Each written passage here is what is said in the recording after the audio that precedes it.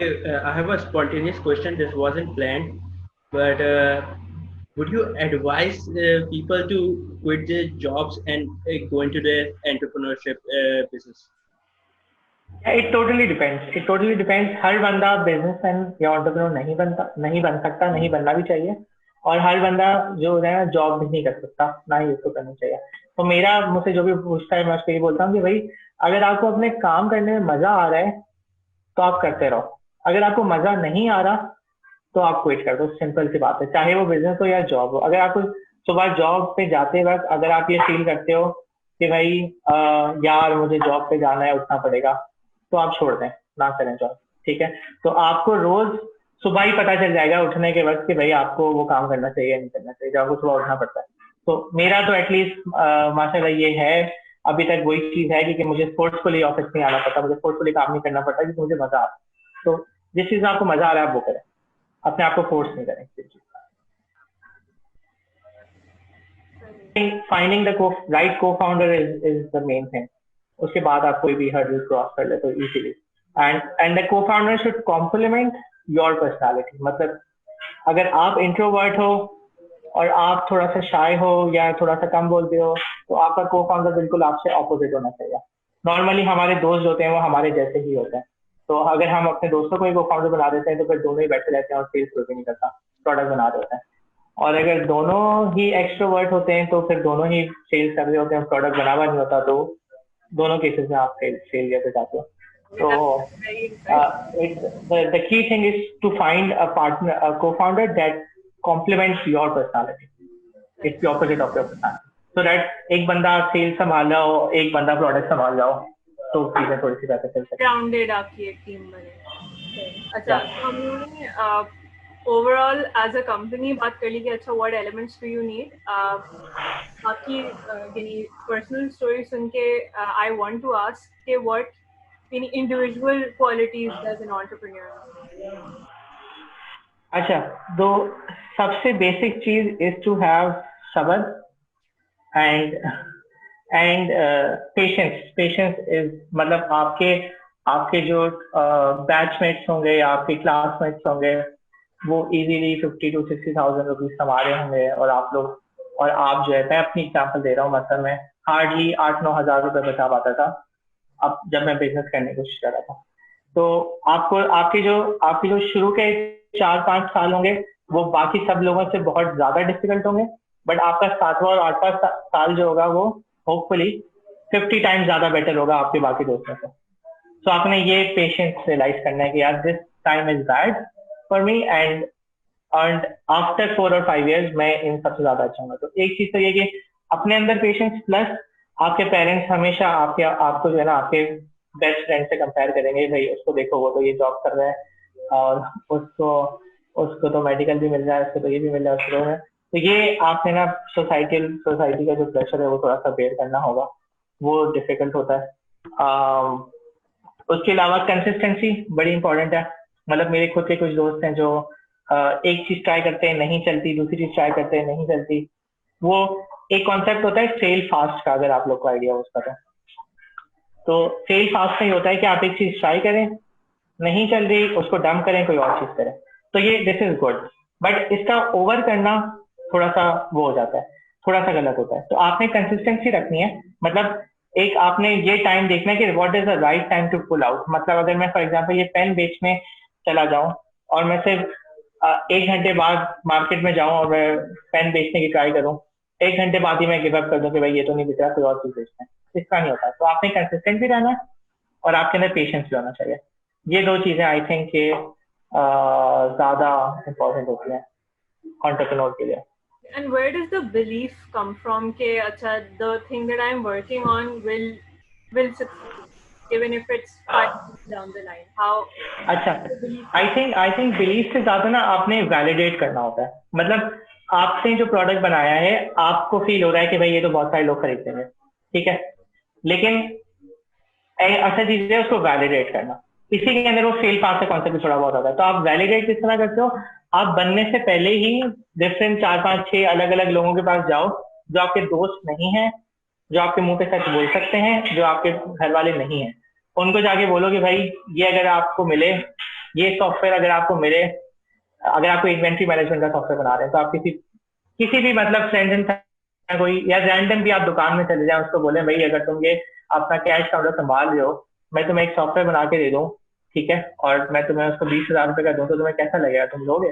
तो validating is one of the things जो continue करने के लिए आपको करनी पड़ती है बार बार। मतलब हमने जो सॉफ्टवेयर बनाया था फॉर बैंक, हमने एक वेब कंसोल बनाया था, वो हमने अपनी थॉट प्रोसेस के साथ बनाया था। जब वो बैंक के पास लेके गए तो बैंक ने तो बोला कि भाई ये तो बिल्कुल भी हमें नहीं चाहिए, अगर इसको ऐसा होता तो अच्छा होता। तो हम जब जिसके लिए चीज बना रहे हो ना, उसका इन्वॉल्व होना, उसकी पसंद नापसंद ज्यादा इंपॉर्टेंट है आपकी पसंद से। तो आपका बिलीफ तो है, चलो सही है, बट जिसको जो कस्टमर है ना, उसको चाहिए भी या नहीं चाहिए, ये देखना होगा, वैलिडेट करना होगा। अच्छा, सेकंड लास्ट क्वेश्चन, ये एक बड़ी इंटरेस्टिंग चीज आई थी शुरू में कि this started off as an FYP and considering every final year में, so what sort of advice would you give to final year students who are a bit uncertain about क्या अच्छा सही है, you know, like what path to choose, what to go towards? अच्छा, this is really important कि हर बंदा आजकल सोच रहा होता है कि मेरा FYP बनाऊंगा और उसको एक प्रोडक्ट बनाऊंगा और फिर बेचना शुरू कर दूंगा।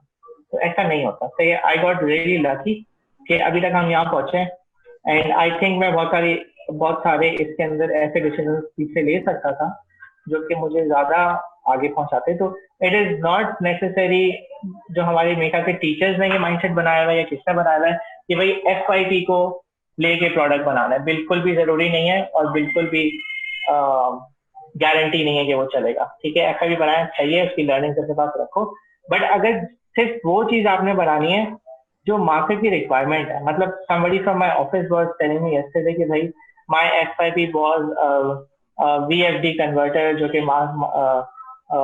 मार्केट में 1 लाख रुपए का मिलता है और हमने 25,000 रुपए का बना लिया था। I am thinking of marketing.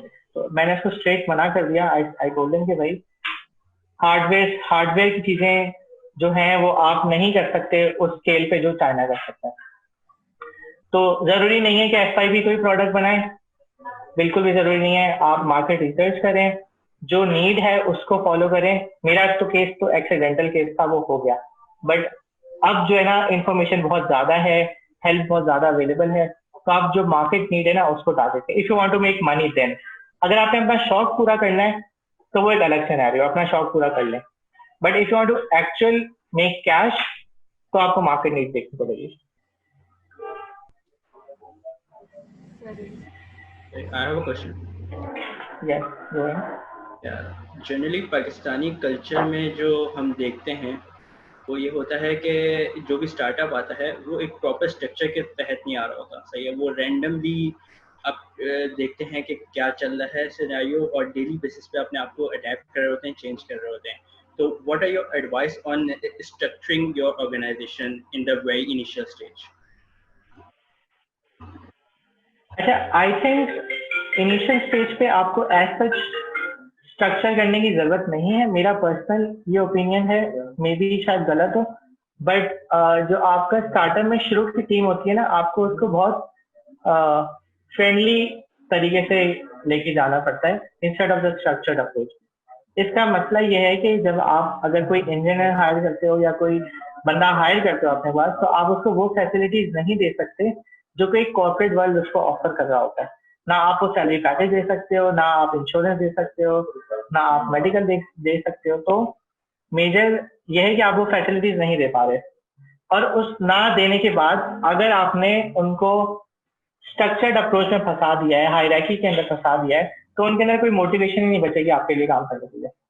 तो उसका तरीका मैंने ये फॉलो किया है हमेशा कि मैं उनको पूरी ओनरशिप देता हूँ। जो भी मेरे साथ काम कर रहा होता है, सारे के सारे वो ही फैसिलिटीज देने की कोशिश करते हैं जो कि हम खुद ले रहे हैं, प्लस उनको बहुत एम्पावर्ड रखते हैं हमेशा।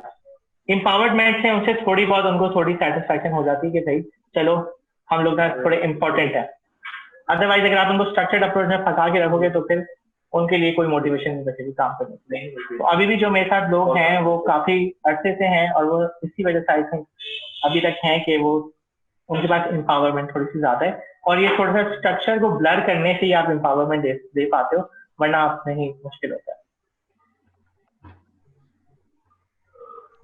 Last question from my side. Normally हम लोग ये देखते हैं कि ज़्यादातर लोग एंटरप्रेन्योरशिप में इंटरेस्टेड होते हैं, but they have a logic के हम 1 साल जॉब करेंगे या 2 साल जॉब करेंगे और फिर एंटरप्रेन्योरशिप की तरफ जाएंगे। अब उस 1 या 2 साल में वो एक पे चेक के आदी हो जाते हैं और बहुत ही कम लोग फिर स्विच कर पाते हैं। So what advice will you give to them? अच्छा, तो सबसे पहली थिंग कि this is really important that you do a job first, and ideally I would say कि पहले 2 जॉब्स करें, ठीक है, 1 जॉब ना करें, भले वो 2-2 3-3 महीने की जॉब्स हो, बट 2 जॉब्स करें पहले, उसके बाद अपना बिजनेस स्टार्ट करें। सही है। जॉब करना इंपॉर्टेंट क्यों है? वहां पे आपको पता चल जाता है कि एक्चुअल ऑफिस कैसे चलता है, ऑफिस के ऑपरेशंस कैसे चलते हैं, और लोगों को कैसे मैनेज किया जाता है। जब मैंने अपना पहला ऑफिस खोला था तो आई रिमेम्बर कि हमने उसका खर्चा एस्टिमेट किया था तकरीबन 16,000 रुपए पर मंथ, बहुत छोटा सी स्पेस थी वो। जब मंथ के एंड पे हमारे पास चाय का बिल आया ना, तो वो ही 9,000 रुपए था, और वो हमने काउंट ही नहीं किया था। तो स्मॉल एग्जाम्पल। तो कुछ चीजें होती हैं जो आपको नहीं पता चल जाती शुरू शुरू में, बट जब आप किसी जगह पे जाके काम करते हो ना, तो आप उसकी एनवायरमेंट को ऑब्जर्व करते हो कि भाई यहाँ पे लोग ऑपरेशन कैसे करते हैं, मतलब लोग कितने बजे आते हैं, कितने बजे जा रहे हैं, कौन उनको हैंडल कर रहा है। ऑफिस की स्पेस के 10,000 अलग मसले होते हैं, आपको बिल्स देने हैं, आपको मेंटेनेंस रखनी है, आपको पानी का ख्याल रखना है, 1,000 चीजें होती हैं। वो आपको जॉब करके आएंगी, वैसे नहीं आएंगी, वैसे भी आ जाएंगी, बट आपको जो अपना टाइम बहुत वेस्ट करोगे। तो इससे अच्छा है कि 3 महीने 4 महीने एक जॉब करो, 3 महीने 4 महीने किसी और जगह जॉब करो, और फिर अगली बार अपना स्टार्ट करो। ठीक है, एक तो ये हो गया पहली चीज से जॉब। आपने एक और इसमें एडिशन किया था, मुझे याद नहीं आ रहा। It was just a general advice कि लोग पे चेक के आदी भी हो जाते हैं सर, वो तो। हाँ, पे चेक के आदि वाला मतलब। अच्छा, अगर आपके अंदर एंटरप्रेन्योर वाला वो है ना केमिकल, ठीक है, तो आप पे चेक के आदि नहीं हो सकते। ठीक है, अगर आप पे चेक के आदि हो गए हो तो बस आपके अंदर एंटरप्रेन्योर वाला केमिकल नहीं है। सही है, this is as simple as that. अगर आपकी 5 लाख की सैलरी होगी और आपके अंदर एंटरप्रेन्योर वाला केमिकल होगा तो आप वो भी छोड़ दोगे, अगर नहीं है तो फिर सही है। मतलब देयर इज नो हार्म। लोग वो आजकल बड़ा बोलते हैं कि भाई जॉब कर रहा है और ये, there is no harm in doing a job. सही है, आपकी लाइफ बहुत, जिसको स्ट्रीमलाइंड लाइफ चाहिए, जिसको बहुत ऑर्गेनाइज चीजें चाहिए कि भाई मुझे ऑफिस से मेडिकल मिल जाए, इंश्योरेंस मिल जाए, बाकी चीजें मिल जाए, महीने एक पेचेक आ रहा हो रेगुलरली, और मैं अपने काम वाम कर लूँ और सुकून में रहूँ, 6 बजे जाके रिलैक्स करूँ, तो आप करें, मतलब कोई मसला नहीं है। There is no harm, there is no बुराई इन डूइंग दिस। लेकिन अगर आपको डेली बेसिस पे कोई एडवेंचर चाहिए, कोई ना कोई मसला चाहिए जिसको आप हल करें, ये वाला आपके अंदर मसला है, मसले हल करने वाला, तो फिर आप एंटरप्रेन्योरशिप करें। मतलब आई डोंट थिंक कि पेचेक, अगर आप एंटरप्रेन्योर हो तो पेचेक आपको आदि करेगा, नहीं करेगा। Okay, just one last question. Okay, how important do you think it is for engineers to have this sort of you need a bit of business knowledge for for their career? I think more than business आपकी ना communication होनी चाहिए। सही है। सो अगर आपकी communication अच्छी है तो आप बिजनेस भी सीख लोगे। मतलब my partner is not an engineer but he understands everything that we do, because उनकी कम्युनिकेशन ऐसी है कि वो जो है इन्वॉल्व हो जाते हैं बाकी चीजों में, देखे होते हैं। तो इट डजंट मैटर कि आप इंजीनियर हो या नहीं हो। ठीक है, and we should stop labelling ourselves कि भाई हम तो इंजीनियर हैं और हम तो ये करेंगे, बिकॉज नाउडेज आपको पता होगा कि मार्केट में क्या हालात चल रहे हैं इंजीनियर्स के लिए। ठीक है, तो इंस्टेड ऑफ थिंकिंग कि हम इंजीनियर्स हैं, ट्राई टू थिंक कि you are smart people and you can create value by using your smart brain. ठीक है, stop labeling yourself as engineers and start solving problems. This is more important. Okay, so अस्का के question से मुझे एक question आ गया है। सो लाइक ऑब्वियसली इंजीनियर्स भी एंटरप्रेन्योर्स बन सकते हैं, कोई भी बन सकता है आजकल, लेकिन यूनिवर्सिटी में होते हुए हम कौन से ऐसे स्किल हैं अपार्ट फ्रॉम आवर डिग्री जिन पे हम फोकस कर सकते हैं कि हमें आगे आसानी हो इस काम में? अच्छा, then it really depends. Skill की बात है, अगर आपको पैसे कमाने हैं फ्रीलांस के ऊपर कि आप चाहती हैं मैं घर पे बैठ के अपने इजीली पैसे कमाऊं, मुझे काम ना करना पड़े, तो आप सिंपल मार्केट पे जाके सर्च कर लें, किसी भी जॉब साइट को खोलें और देखें कि भाई कितने लोग कितनी किस किस फील्ड की ज्यादा जॉब्स आई है, ठीक है। फिर आप फाइवर खोलें या फ्रीलांसर खोलें या आप खोलें और देखें किस फील्ड की ज्यादा जॉब आई है।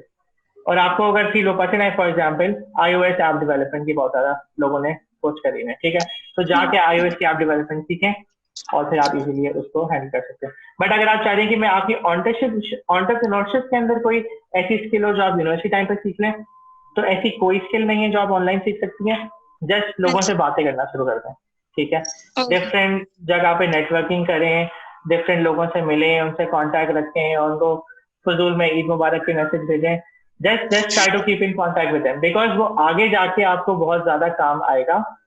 अगर अगर आप किसी सेमिनार में जाएंगी, लोगों से मिलेंगी, वो किसी कंपनी का सीईओ होगा और आप उसको रेगुलर इन कांटेक्ट रखेंगी इन फजूल मैसेजेस के जरिए, तो ही विल रिमेंबर कि this is the same guy he sending me message, और फिर आप उससे कोई ना कोई काम निकलवा सकते हैं आगे जाके। To people and networking and connecting with them. And one thing that मैं थोड़ी सी ऐड इसमें अलग से एक चीज कर दूं कि जब हम लोग जॉब ढूंढ रहे होते हैं या बाकी चीजें कर रहे होते हैं, तो उसके अंदर ये होता है कि हम ना रैंडमली कोई एक फील्ड सेलेक्ट कर लेते हैं और उसके अंदर जॉब करना स्टार्ट कर देते हैं, फिर आगे जाके 2-3 साल बाद हमें रियलाइज होता है कि भाई ये तो मुझे मजा नहीं आ रहा, या तो ये तो मेरे को पैसे ही इतने नहीं मिल रहे और मेरे फ्रेंड मुझसे आगे हैं। तो आई वुड एडवाइस, आप जिस भी फील्ड में जा रहे हैं तो उस फील्ड का ना पहले एक बाबा ढूंढे। बाबा का मतलब है कि वो बंदा जो वहां पे 15-20 साल से काम कर रहा हो, ठीक है। फॉर एग्जाम्पल आप ना एक मैकेनिकल इंजीनियर है, तो try to find someone who is working in Toyota और Honda for around 15 to 20 years। Go and ask him कि भाई आपकी क्या सैलरी है, ठीक है, आपको क्या फैसिलिटीज मिल रही हैं, आपको क्या सच मिल रहे हैं, ठीक है। और फिर अपने आप से सवाल करें कि क्या मैं 15 साल बाद इन्हीं फैसिलिटीज में खुश हूंगा या नहीं हूंगा। अगर नहीं होंगे तो वो फील्ड ना चूज करें, आपको पहले ही पता चल जाएगा। तो दिस इज रियली इंपॉर्टेंट। जिस फील्ड में भी जा रहे हैं उसके एक सीनियर बंदे के पास जाएं, उससे पूछते हैं भाई आपका क्या एक्सपीरियंस रहा है, आपको मजा आया नहीं आया, आपको वैसे आप खुश हैं नहीं है, उसकी बेसिस पर डिसाइड कर लें। सिंपल है, लोग ऐसे ही इनसे कंफ्यूज हो रहे होते हैं। Okay, I don't think हम इससे बेहतर नोट पे कर सकते थे, and this recording is about to stop वैसे भी, because Zoom की जो 40 मिनट की लिमिट है, Oh yeah, so just okay, final goodbye to everyone. okay, okay।